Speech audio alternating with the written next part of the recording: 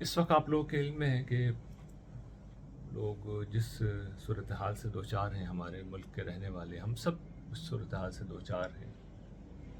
اس میں لوگ سیاسی بحران کی وجہ سے بھی پریشان رہتے ہیں، اور اس سے کہیں زیادہ اس وقت جو معاشی مسائل ہیں ان کی وجہ سے پریشان ہیں.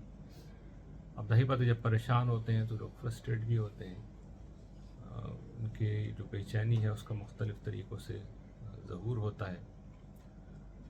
گرچہ میری اب دلچسپی اس طرح کی چیزوں میں نہیں رہی ہے جس طرح کہ اب میں گفتگو کرنے جا رہا ہوں، لیکن چونکہ لوگ اس جگہ پہ کھڑے ہوئے ہیں اور یہیں سے چونکہ کچھ پس منظر میں جب بتاؤں گا تو واضح ہوگا کہ اصل جو مسئلہ ہے اس کو پھر ایڈریس نہیں کیا جا رہا، اس کا تعلق بھی اصل میں اسی پس منظر سے. تو آج مجھے کچھ پس منظر کی بات کر کے یہ بتانا پڑے گا کہ یہ جو ہمارے مسائل ہیں اس کی جڑ کیا ہے اور اس سے نکلنے کا راستہ کیا ہے.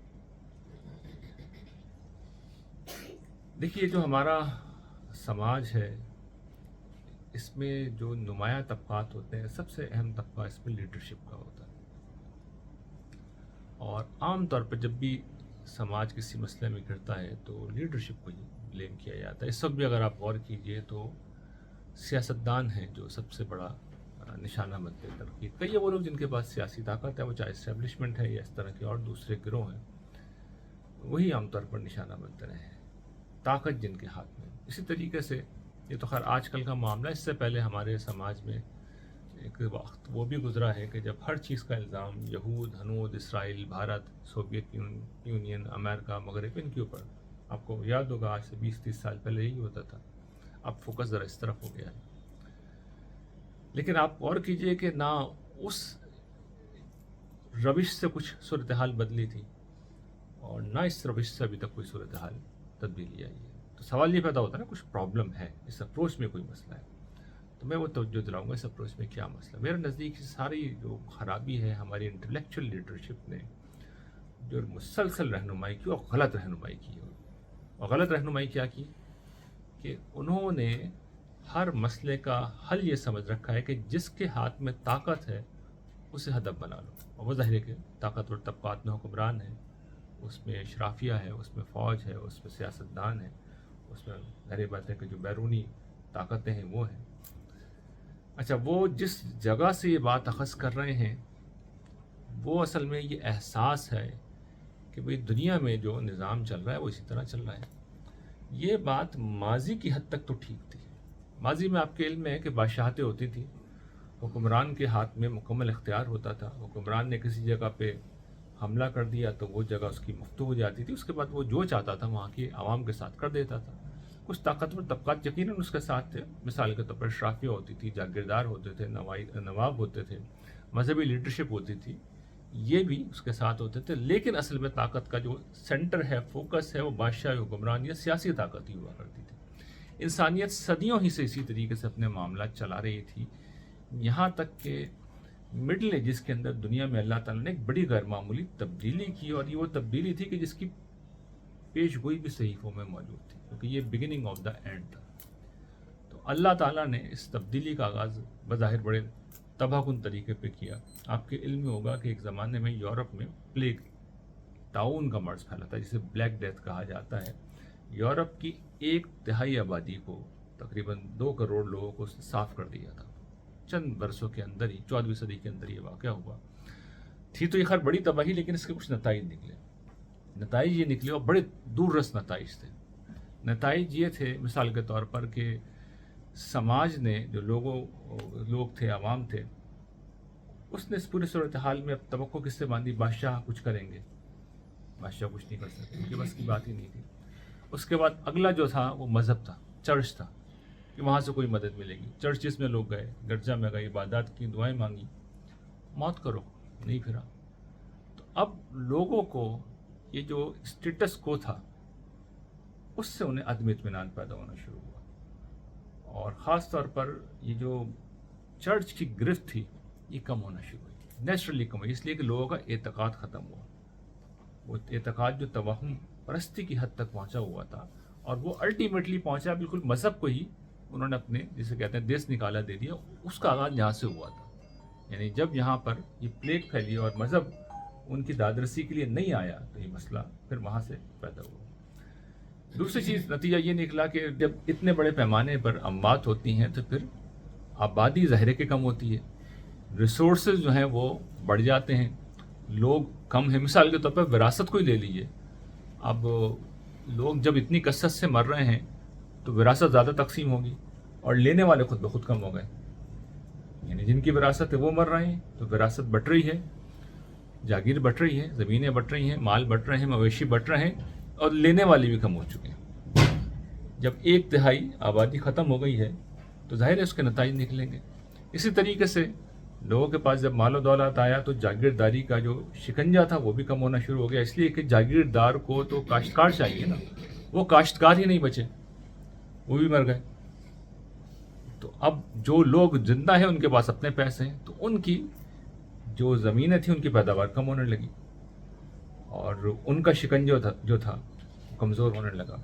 नतीजतन बादशाही निज़ाम भी कमज़ोर होने लगा, यानी बादशाह भी कमज़ोर हुआ, मजहबी तबका भी कमज़ोर हुआ, जागीरदार भी कमज़ोर हुआ। ये 3 ही तबकात थे जो हमेशा माशरे के ऊपर गालिब रहे। सारा ताकत, इक़्तिदार, इख्तियार इन्हीं के पास आमतौर पर रहा है। तो ये अब चेंज आना शुरू हुआ तो देखिए उसका नतीजे क्या निकला कि वहाँ पर जो एक बहुत धीमे सुरों में रिनाइसेंस का एक प्रोसेस शुरू था वो तेज़ी के साथ, यानी अहयाए उलूम की जो तहरीक थी वो पनपने लगी। साथ में फिर रिफॉर्मेशन, मार्टिन लूथर, तहरीक इस्लाह दीन जो थी वो शुरू हुई, यानी एक नतीजा निकला। ये दोनों तहरीकें जो है पैरेलल चली हैं, साथ साथ चली हैं और इन्होंने फिर वो सूरत हाल पैदा की है जिसके नतीजे में फिर एनलाइटनमेंट एज आती है, यानी रोशन ख्याली पैदा होती है, लोग अब सोचना शुरू करते हैं। और जब वो उन्होंने सोचना शुरू किया तो फिर उसके नतीजे में अगला मरहला जो है साइंटिफिक आउटलुक पैदा हुआ, यानी लोग जो हैं चीज़ों को हकीकत पसंदी के ज़ाविये से देखने लगे। उसका आखिर नतीजा फिर इंडस्ट्रियल रेवोल्यूशन निकला और इंडस्ट्रियल रेवोल्यूशन जो है उसके बाद आपको पता है कि दुनिया में इनका गलबा हुआ। लेकिन इस अरसे में जो असल चीज़ थी, जो सबसे बड़ी डिस्कवरी थी जो मगरब के हाथ लगी, असल में वो समाजी उलूम थे और समाजी तंजीम थी। मिसाल के तौर पर उन्होंने ये समझ लिया कि बादशाहत का इदारा जो है उसको ख़त्म कर देना चाहिए और बादशाहत की जगह अब डेमोक्रेसी को राइज होना चाहिए, बादशाहत की जगह डेमोक्रेसी को आना चाहिए। इसी तरीके से जागीरदाराना निज़ाम की जगह ये जो उनकी आज़ाद मईशत है, इकॉनमी जिसे कहते हैं मार्केट बेस इकॉनमी है, उसका फ़रोग़ होना शुरू हुआ और फिर मजहबी जबर की जगह सेकुलरिज्म जो है इसको फ़रोग़ होना शुरू हुआ। इसी तरीके से उन्होंने समाज में तब्दीली के लिए जो कुछ साथ में ज़ाहिर है कि जब साइंटिफिक आउटलुक पैदा हुआ तो ईजादात भी होने लगी। मिसाल के तौर पर शुरू में ही प्रेस ईजाद हो गया, उससे जो किताबें थीं उनकी इशाअत का सिलसिला, छपने का सिलसिला हुआ, ख़यालात का फ़रोग़ शुरू हुआ। इसी तरीके से उन्होंने समाज की इस्लाह के लिए तालीमी इदारों पर बहुत फोकस करना शुरू किया। तालीमी इदारे मुसलमानों के असर से पहले मौजूद थे लेकिन वो मूवमेंट फिर बहुत आगे बढ़ी। तो ये समाज जो था इसमें गैर मामूली तब्दीली आई और इस तब्दीली को लेकर फिर वो पूरी दुनिया के ऊपर छा गए। अच्छा, जब वो हमारे यहाँ सब कॉन्टिनेंट पे, पूरे आलम इस्लाम पे उन्होंने कब्ज़ा किया, हम उसी दौर में ज़िंदा थे, हम उन्हीं ख़यालात में ज़िंदा थे। चुनांचे आप देखिए मुसलमानों की रेसिस्टेंस जो थी उसकी अप्रोच क्या थी, यही थी। यानी यहाँ से मराठे उठ रहे हैं तो वहाँ से आप जनाब अफ़गानिस्तान से अब्दाली को बुला लें। अंग्रेज़ों के मुकाबले के लिए वो तो खैर आर्जी तौर पे मराठों को शिकस्त हो गई क्योंकि यहाँ पर भी वो लोग थे जिनके पास समाजी उलूम की ताकत नहीं थी, तो तलवार का मुकाबला तलवार से था, तो आपने मराठों को शिकस्त दे दी। लेकिन जो अंग्रेज़ थे उनके पास समाजी उलूम की ताकत भी थी, टेक्नोलॉजी भी थी, तंजीम भी थी, अफकार की जिद्दत भी थी, ख़यालात के अंदर नुदरत भी थी। तो नतीजा ये निकला कि 1757 प्लासी में उन्होंने मारा हमें, 1799 सरंगापटन के अंदर, 1831 बालाकोट में खैर हुआ तो सिखों के मुकाबले में था लेकिन मुसलमानों की फौजी क़ुव्वत की शिकस्त थी, और 1857 में तो पूरे सब कॉन्टिनेंट में समझिए कि मुसलमान बिल्कुल सल्तनत उनकी ख़त्म हो गई और मुसलमान जो है वो सियासी इक़्तिदार मुकम्मल तौर पर उनके हाथ से निकल गया। मुसलमान बजाय इसके कि हकीकत पसंद होते, आज के दिन तक आप देख लीजिए तज़किया और तहलील कैसे करते हैं कि 1757 में किसकी वजह से शिकस्त हुई, एक गद्दार की वजह से, मीर जाफ़र। सरंगापटन में कैसे शिकस्त हुई, वहाँ पे भी गद्दार था, मीर जाफ़र, मीर सादिक। 1857 में वहाँ पे भी गद्दारी हो गई। तो हम हर जगह पर जो है, और इसी तरह से 1831 में हम कहते हैं जी पठानों की वजह से शिकस्त हुई। तो हमने अपने लोगों में ही से कुछ को गद्दार करार देकर, अपने लोगों में से कुछ को गद्दार करार देकर सारा इल्ज़ाम उनके ऊपर डाल दिया। ये हम करते रहे। अलबत्ता खुशकिस्मती से हमारी एक शख्सियत पैदा हुई कि जो, मैं ये तो नहीं कहूँगा बहुत बड़ा जीनियस था, लेकिन वो कम से कम हकीकत पसंद था वो आदमी, सर सैयद अहमद ख़ान।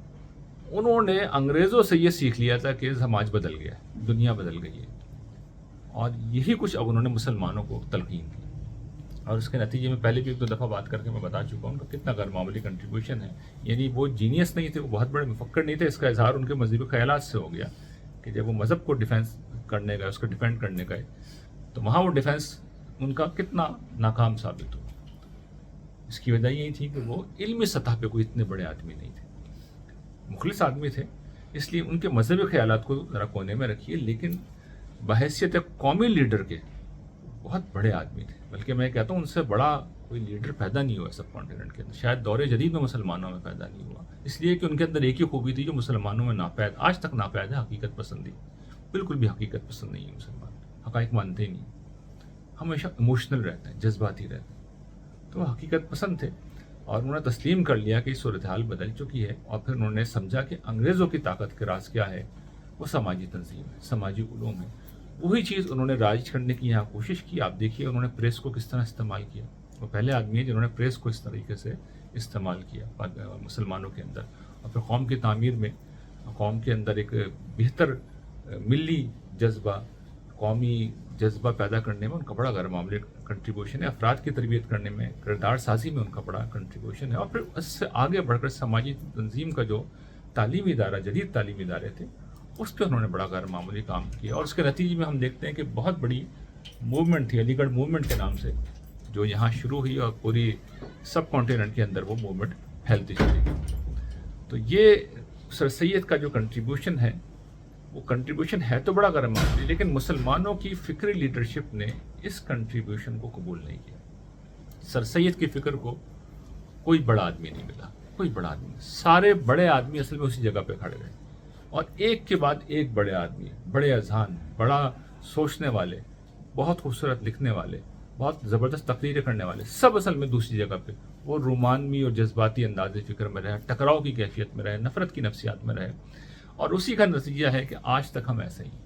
सर सैयद की जो पैदा करदा नस्ल थी, वो एक वक्त आया, वो ख़त्म हो गई 1980 की दहाई के अंदर। हम जानते हैं कि वो आखिरी वो नस्ल थी, और उसके बाद ये फ़िक्र पूरी तरह डोमिनेट कर गई। पहले भी इसी का गलबा था, लेकिन इसके बाद इसका पॉलिटिकल डोमिनेशन भी हो गया, और उसी के नताइज हैं जो हम भुगत रहे हैं कि हमारे समाज में जो मजहबी इंतहा पसंदी पैदा हुई और अब सियासी इंतहा पसंदी जो पैदा हो गई, ये सब असल में इसी के नताइज, क्योंकि ये फ़िक्र अपनी ज़ात में नफ़रत पर मबनी है, ये रोमानियत पर मबनी है, इसमें जज्बातियत है, हकीकत पसंदी छूकी भी नहीं गुजरी इन्हें। तो ये वो मसला है कि जब तक इस मसले को एड्रेस नहीं किया जाएगा और खुल के मसले को नहीं आइडेंटिफाई किया जाएगा कि ये प्रॉब्लम की जड़ है। और सलूशन क्या इस मसले का? सलूशन देखिए ये है कि हमें असल में जो बुनियादी मसला उसको आइडेंटिफाई करना। बुनियादी मसला ये नहीं है कि हुक्मरान ख़राब हो गए, बुनियादी मसला नहीं है कि मगरिब हम पर मुसल्लत हो गया। असल मसला क्या है? अगर हम कुरान मजीद की रोशनी में देखें, जिस तरह अल्लाह ताला मुसलमानों के साथ मामला करते हैं उसकी रोशनी में देखें, तो उनका कानून ये है कि जब तुम बिगड़ोगे, तुम फसाद बर्पा करोगे, तुमसे मराद अवाम उन्नास है, तो फिर मैं तुम्हें बदतरीन लोग मुसल्लत करूँगा। वो कभी बैरूनी हमलावर होते हैं, कभी तुम्हारे हुक्मरानों में से तुम पे इस तरह के लोग मुसल्लत कर देते हैं, वो सज़ा देते हैं। तो बजाय इससे कि ये ज़ाविया नज़र हमारे अंदर पैदा हो और हम अपनी इस्लाह के ऊपर आमादा हों, हम असल में इल्ज़ाम व बहतान की नफ्सियात में जीते हैं, दूसरों को ही ब्लेम करना है। तो आपको याद होगा कई बरस पहले जब मैंने आइडेंटिफाई किया था कि बस उम्मत का मसला क्या है, उम्मत का असल मसला ये है कि यहाँ पर तरबियत के सारे इदारे या तो डिसफंक्शनल हो चुके हैं या उल्टी तरबियत कर रहे हैं, यानी इन्हीं मनफी असासात के ऊपर लोगों की तरबियत कर रहे हैं। इसलिए हर जगह आपको ऐसे लोग ही नज़र आ रहे हैं। लोग हुक्मरानों को बुरा भला कहते हैं, मैं ही कहता हूँ, अर्ज़ करता हूँ, किसी थाने में चले जाएँ आप, किसी सरकारी दफ्तर में चले जाएँ, आपको पता चल जाएगा वहाँ तो कोई हुक्मरान नहीं बैठा हुआ होता ना, असल में एक हमारे जैसा आम इंसान बैठा हुआ होता है। लेकिन आप देखिए वो क्या कर रहा होता है, अदालतों में क्या हो रहा है, हम जानते हैं कि ख़ानदानों में क्या हो रहा है, सास बहू के दरमियान क्या हो रहा होता है हमारी है, वो सब हमको मालूम है।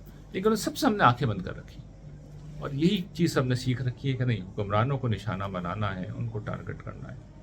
करने का असल काम क्या है कि अफराद मिल्लत के अंदर तामीरी सोच पैदा की जाए, बजाय इसके कि वो नफ़रत की बातें سوچیں، ان کو پھیلائیں.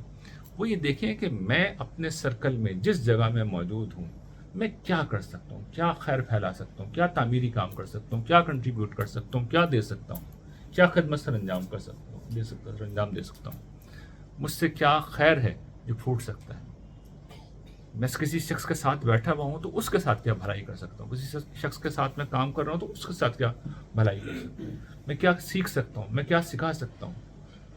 تو یہ سوچ ہے جو اگر پیدا ہو گئی تو اس کے نتیجے میں پھر خیر پیدا ہوتا ہے. خیر یہاں سے پیدا ہوتا ہے. اچھا، اس وقت جو دوسرا بڑا کام اللہ تعالیٰ کی عنایت نے کر دیا ہے کہ جس وقت ہم یہ کام کرنے جائیں گے تو اس کی جو تربیت کے درست اساسات ہیں ان کو درست ہونا بڑا ضروری ہے. وہ اساسات خوش قسمتی سے اب بالکل سامنے ہیں. دین کا ایمفیسس، دین کی پریسیشن بالکل واضح ہے، ایمان کی دعوت واضح ہے، اخلاق کی دعوت واضح ہے. یہ بھی ہم بار بار بتا رہے ہیں کہ بھائی جو چیزیں اصل میں پیرل لائن بن کر ان اصل بنیادوں سے دور کرتی ہیں وہ کیا ہیں. تو اگر کوئی شخص مسلم علمی دیانت کے ساتھ، سچائی کے ساتھ حق کو تلاش کرنا چاہے تو اس کو زیادہ مشکل نہیں ہوگی کہ وہ نبیوں کی دعوت تک پہنچ جائے گا، کیونکہ اصل میں تو قرآن مجید کی شکل میں موجود ہے، اور رسول اللہ صلی اللہ علیہ وسلم کی سنت کی شکل میں، آپ کی سیرت کی شکل میں موجود ہے. اس میں اضافی ہو جاتے ہیں، اس میں تبدیلیاں ہو جاتی ہیں، ان کو ہٹا دیا گیا، اس جھاڑ جھنگاڑ کو ہٹا دیا گیا ہے. اصل چیز کو آپ جیسے اختیار کریں گے تو اس میں خیر ہی خیر ہے. مثال کے طور پر جس وقت آپ قرآن کے اس کردار کو اختیار کریں گے جو کہ ایک مطلوب اخلاقی رویہ ہے، تو جہاں آپ موجود ہوں گے، جس دفتر میں، جس گھر میں، جس خاندان میں، جس دکان میں، وہ خیر پھیل جائے گا. لوگ وہاں پر ایک اچھے انسان کا تجربہ کریں گے، اور وہ انسان آخرت کے پہلو سے ایک جنتی انسان بھی ہوگا. یعنی ایک اچھے انسان کا بھی تجربہ کریں گے اور وہ اپنی آخرت کے لحاظ سے جنتی انسان بھی، یعنی اس کی آخرت بھی ٹھیک ہو رہی ہے. اسی طریقے سے جس وقت آپ وہ جو خدا سے تعلق کے احساسات ہیں ان سے آپ جب خدا سے جڑیں گے تو پھر زندگی میں آپ کو ذہنی سکون ملے گا، خدا کی نصرت کا آپ کو تجربہ ہوگا. آپ گویا کہ فرشتوں کی مجلس میں جی رہے ہوں گے. آپ کی روحانیت اتنی بلند ہوگی کہ مادیت کے مسائل آپ کو اپنی طرف متوجہ ہی نہیں کر سکیں گے، اور اگر کبھی آئیں گے، ظاہر ہے کہ انسان کسی طور پہ بے نیاز تو نہیں رہ سکتا، آپ کا جو انر پیس ہے وہ کہیں نہیں جائے گا، اور اصل چیز انر پیس ہوتی ہے. اور پھر ون سکین اس کا نتیجہ بھی کیا ہے؟ آخرت کی فلاح، آخرت کی خیر. تو یہ چیزیں بالکل واضح ہیں. اس کے لیے شرط یہ ہوتا ہے کہ آدمی یہ سمجھ لے کہ یہ دین کا اصل موضوع ہے، دین کی اصل دعوت ہے، جسے میں دین کا ایمفیسس کہہ رہا ہوں. اور اسے دین کا پریسیشن بھی پتہ ہونا چاہیے کہ پھر اس سے ہٹ کے کوئی جو چیز ہے وہ دین کا مطالبت نہیں ہوتی. ان چیزوں سے مجھے بالکل دور رہنا ہوگا.